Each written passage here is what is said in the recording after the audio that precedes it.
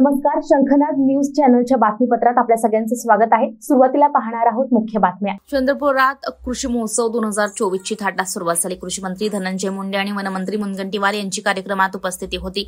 हा महोत्सव 5 दिवस चालणार आहे। चंद्रपूर जिल्ह्यात कृषी बाजारपेठेत येण्याच्या दृष्टीने धडक मिशन पानदण योजनेचा प्रारंभ कार्यक्रमात करण्यात आला। या कृषी महोत्सवात शेतीविषयक तंत्रज्ञानासोबत पशु प्रदर्शनी, चर्चा परिसंवाद, तृणधान्य खिचडी महोत्सव, धान्य महोत्सव, सांस्कृतिक कार्यक्रमांसह नोंदणी केली। शेतकऱ्यांसाठी शेवटच्या दिवशी आकर्षक बक्षिसांची मेजवानी राहणार आहे। कृषीविषयक प्रदर्शन आणि शासकीय योजना शेतकऱ्यांपर्यंत पोहोचवणं, शेतकरी, शास्त्रज्ञ आणि संशोधन विस्तार विपणन साखळी सक्षम करणं, समूह गट स्थापित करून शेतकरी उत्पादन कंपन्यांचं सक्षमीकरण करणं यावर भर दिला जाणार आहे।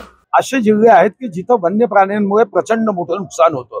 साधारणतः मागच्या वर्षी आम्ही 90 कोटी रुपयाच्या आसपास मदत या राज्यामधल्या शेतकऱ्यांना केली, पण अनेकदा ही मदत ही अपुरी आहे असं शेतकऱ्यांचं म्हणणं असतं आणि यासाठी पहिला निर्णय केला तो मागच्या अधिवेशनात कायदा केला की 30 दिवसाच्या आत ही मदत दिली पाहिजे।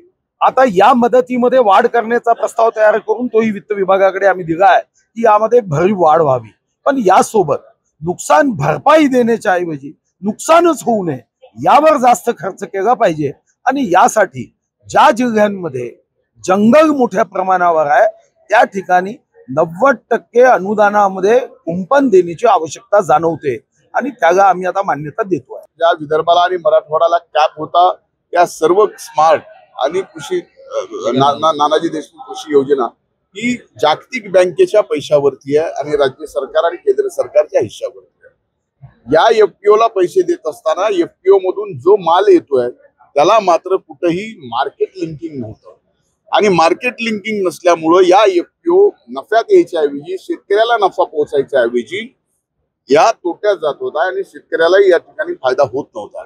म्हणून येणाऱ्या 29 तारखेला या सर्व एफपीओ असतील या योजनेतून किंवा डायरेक्ट शेतकऱ्याचा माल, मग अमेझॉन असेल, डीमार्ट असेल, बिग बाजार असेल, नेचर्स बास्केट असेल, जेवढ्या काही शेतीमालाच्या मिलेट्स पासून ते कॉटन पर्यंत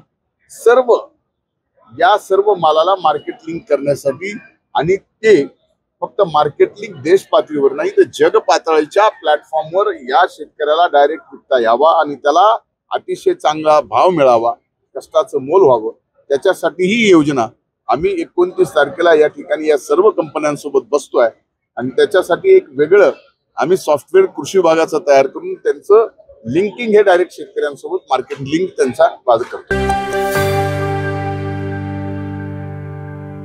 तर हे होतं आजचं बातमीपत्र। पुन्हा भेटूयात पुढच्या बातमीपत्रात। नमस्कार।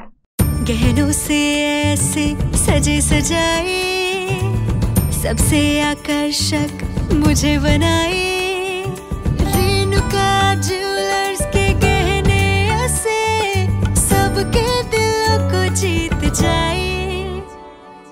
Renuka jewellers, Renuka jewellers. Renuka jewellers 1998 से गोल्ड और डायमंड ज्वेलरी के लिए सबसे विश्वसनीय नाम। अमन इंपीरियल नियर अनंत नगर बस स्टॉप।